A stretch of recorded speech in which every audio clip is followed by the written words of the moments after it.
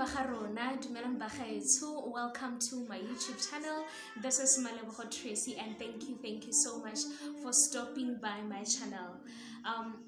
Bagarona, today we're sitting at 51 subscribers, and thank you so much for that. Thank you so much for that.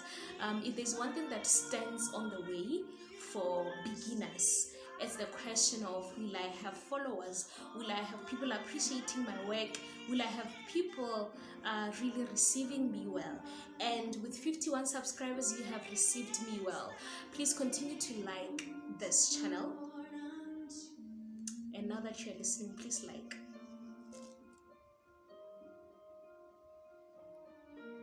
How do you like my glass? Please like. Do you like? I'm waiting for you to like. And thank you so much for 117 viewers with my previous video. Please, we can't be having 117 viewers with 10 likes. Please view and like. It makes sense. Like 10 likes and 117 viewers, guys. Views, no. Please like, subscribe, share, and comment down below. And one other thing, guys, I know some of you know me personally. You have my WhatsApp number, and after watching my videos, you comment on my WhatsApp. But no, please comment here, because this is where the thing is, not on my WhatsApp. Because some of you share so wonderful comments, and I would love everyone to see. So now when you send them to my WhatsApp, I can't translate them to this channel, guys. No, please comment here. Thank you so much. Today I want to share with you my experience. I hope this video is okay. Not the video, the volume there at the TV. I'm playing the sounds of CC Winans and Carrie Underwood. Great is thy faithfulness. Yeah. I want to share with you my visit to the Okavango Delta, but this is where I want to start. What did I used to think the Okavango Delta is, or where did I hear of the Okavango Delta? Bagarona, if you are from South, the Okavango Delta, Okavango Delta, Okavango, you first hear of that from your social studies class at your primary, your junior school, and your senior school. This is where you meet the word or the phrase or the name Okavango or Okavango Delta. And you hear this Okavango Delta, Okavango is source of revenue for the country. And what is Makhobo? To someone who's from South, how do you picture Makhobo as? Now this is how I used to picture it, like Makhobo. Back at home, before everyone had a tap water in their home, tap water. Yes, like before everyone had a tap in their house, the community used to have a standpipe. This is where everyone drew their water. Now at night, cows used to come to the standpipes because some of them were not walled, did not have a wall around them. So the cows will come, they will turn on the tap, they will drink, get drunk. Yes, the cows will get drunk from the water at the standpipe, and they will somersault in the water, causing, I get it to be like the water will be coming out, running. Now they are, and it gets muddy around there. It gets, chaos. That chaos is called Makhobo or Sokhobo. Or Sokhobo. So when someone says Makhobo Okavango is a source of revenue for the country, I used to think, what is nice about that? What is nice about Makhobo, seeing the picture that I had? And how do people come from their countries to come and see water that is clogged, water that is not moving, water that is stagnant? And kind of stagnant water, we're sometimes told from now your signs that it causes waterborne diseases, bilharzia, cholera, those diseases around, associated with like stagnant water. yeah, with swampy water, with not moving water. Yeah, that's what I used to think. Why would people come from their villages to come and see that? No. And this shows that as a country, we don't travel. We only know what's near us. We are not exposed to things even that are in our country. Yeah. So you only like now know about the Okavango Delta from that, like, and nothing much is revealed, or it is revealed. You are a child, you only grab what you can grab and you use it to pass your examinations, and after that, nothing.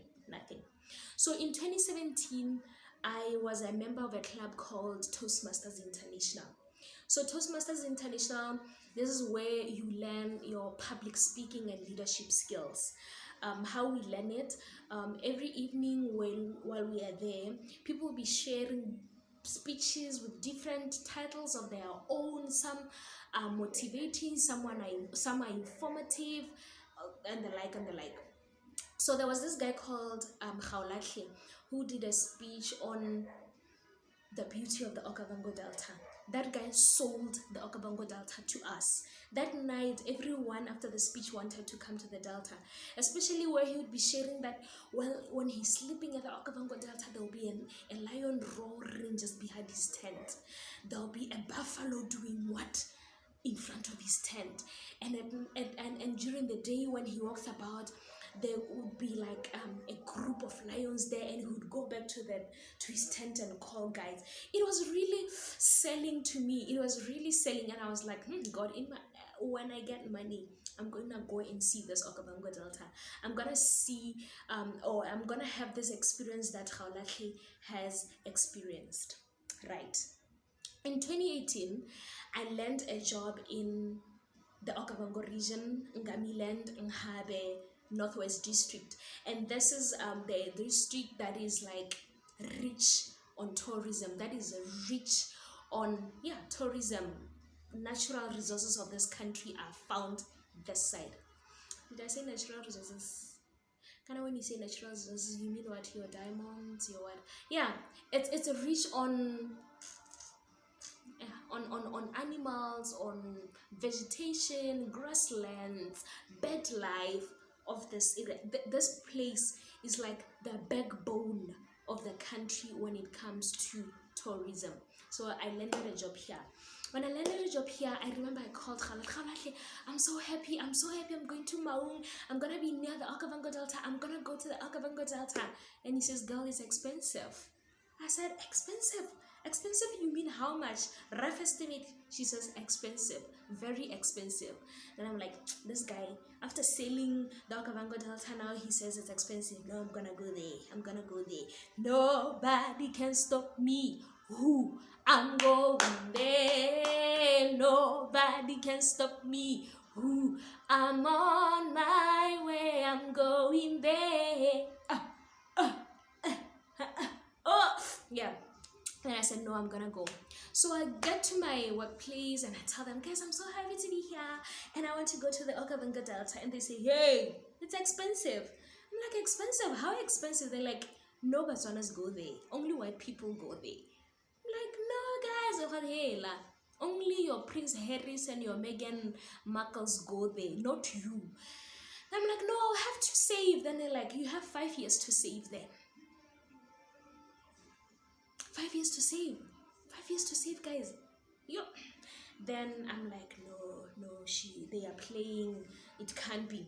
So where I used to stay, there was a girl who used to work in the Delta, Kosokweng. Yeah, it's called Kosokweng. And so I asked her, hey girl, so how much can I prepare for me to come to the Delta? She says, not Botswanas come there. Got here? Your salary as a black man doesn't allow you to go in there. I'm like, hey? That's like, only the president can come into the Delta. I'm like, girl, why are you even taking it further? Like, only the president. And she mentions which president can come there. I'm like, oh my gosh. Oh my word, it's not happening. And then I was so bitter. I got bitter. Like, how can we have this thing in our country and we can't access it? So my bitterness took me to YouTube channels. Then I used to search on YouTube, like the tourists visiting our country to see at least the Delta through their videos, which helped me. Thank you so much to storytellers. Thank you so much to my cup broke. No, it didn't break. It didn't break. It fell. Oh my gosh. I'm such a hoarder. This was for a sauce, a pasta sauce, and I don't dispose bottles, so I use them for my waters. Yeah. So where was I? Yes, thank you to YouTubers, thank you to storytellers, because now I went into the Delta through YouTube. I saw the beauty that they experienced through their YouTube channels, but I was bitter still. Like, you guys are enjoying and we are here visiting your country through the eyes of a traveler and you can't go in. Yeah, my bitterness took me there. So as I was there, Corona happened, 2020. When Corona happened, thank you Corona, thank you Kovovo, thank you Kovovo. You saved me. You saved most of us who've always wanted to go to the Delta. So when COVID happened, I hope my volume is okay because I bought this baby. I hope you are able to see the baby. Where's the box? I bought this baby to help us with with volume, because I was getting feedback that we could be having something to help with the video, because with the volume, because I was relying only on the volume of the phone. But right now we have this. I hope it's doing a good job. You'll tell me. Yeah, so thank you COVID. Not that thank you for the lives lost or for the jobs lost or for revenue lost. No, thank you because there were lockdowns, there were travel restrictions, there was what. So what did that mean? It meant the local business owners, the local safari owners now had to make space for locals to go into the Delta. So prices were subsidized to cater for an average Motswana hela to go into the Delta. And that's how I pagati inside, and this is what I want to share with you. So I went to the Delta around the 27th of May. Around the 27th of May, I left Maung using the Shorobe Road. Then after Shorobe, Sankoyo. And for someone who's from South, you don't know Sankoyo is a village. We only know Sankoyo Bushbacks as a football club, but you don't know there's a village called Sankoyo. Yes, and so these are Bayei areas. Yeah, I'd want to think. If not, pardon me. I know these things mean a lot to you. When you misplace, people get like, yeah, don't say that about Sankoyo is not. But I hope it's a Bayei area, Sankoyo. If it's not a Bayei name, it's a Sasarwa name. Yeah, but let's leave it that. Forget I said all this. Sankoyo.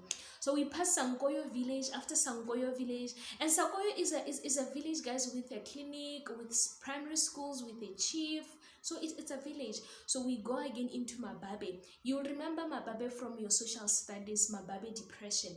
And we don't know what Mababe depression is, what a depression is. So you go into Mababe depression, and this is where I was camping, right? This is where the camp that I had visited is in Mababe.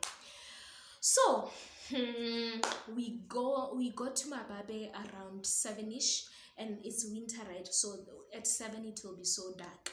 We go in, and when the staff the staff there is vigilant. Their ears are on the ground. So when they hear a car coming, they come outside of their office and they sing. They welcome us with this traditional songs that Dumelang Kledisala Dumelang Baloriate Tingaye Dumelang, and there's ululations. It's so lovely. Like, oh my gosh, I'm actually here. I've seen this on other people's YouTube channels, on the tourist YouTube channels, and it's happening to me. Yo! It was so lovely. The stars, everything is real. Everything comes to place. You can almost touch the sky. They are that real because they are not competing. Oh, I took my hand very high. They are that real. That real. They are not competing with your electricity at every place in the villages, in the big villages, in the cities. It's just the stars alone competing with nothing, and they are so real. And then we go in after the ululations, after the dances. We are just one big happy family. We don't know each other, but we feel like we are big. We are one big family. We are happy together. We are friends already from singing and dancing and ululating together. We are ushered, man, into the camp. We go to an area called the Boma. The Boma is like your fireplace, and the fire there is rich with coals that are rich and hot and red. I think it was cold.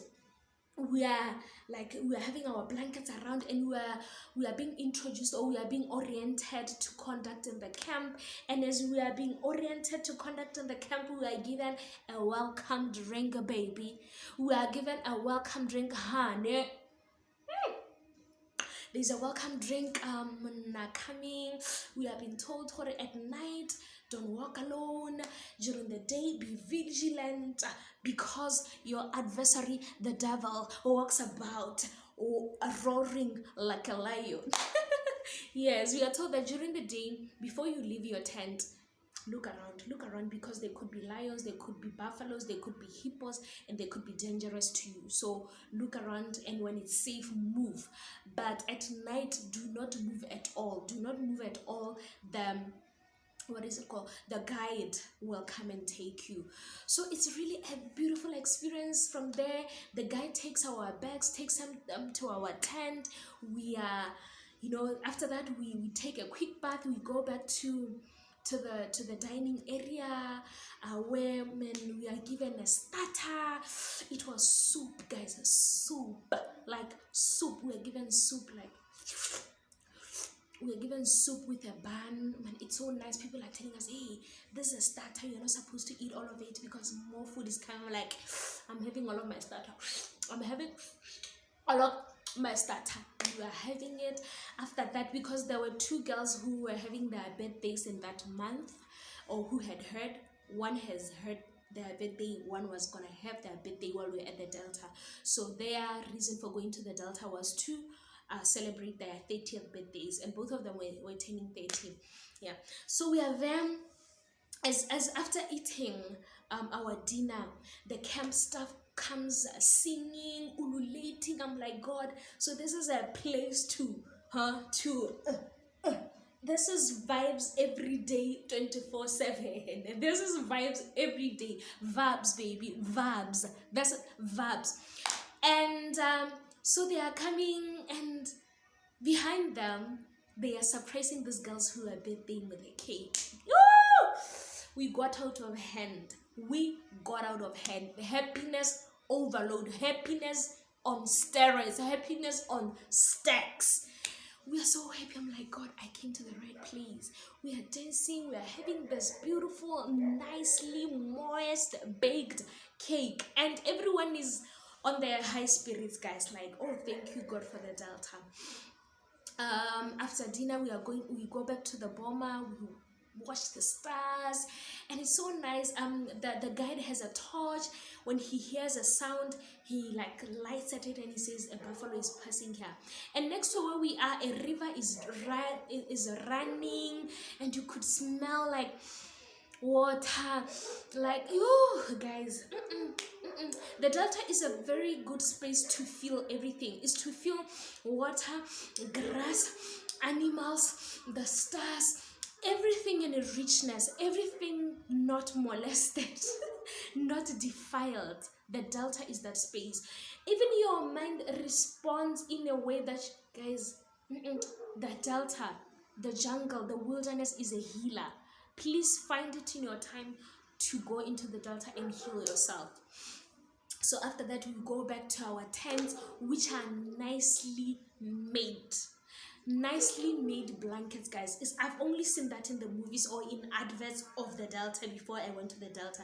Nicely made. And when I say we're going back to our tent, you think this tent that we buy from your game, from your shop, right? No, these are tents saying they have like the what's supposed to be a floor.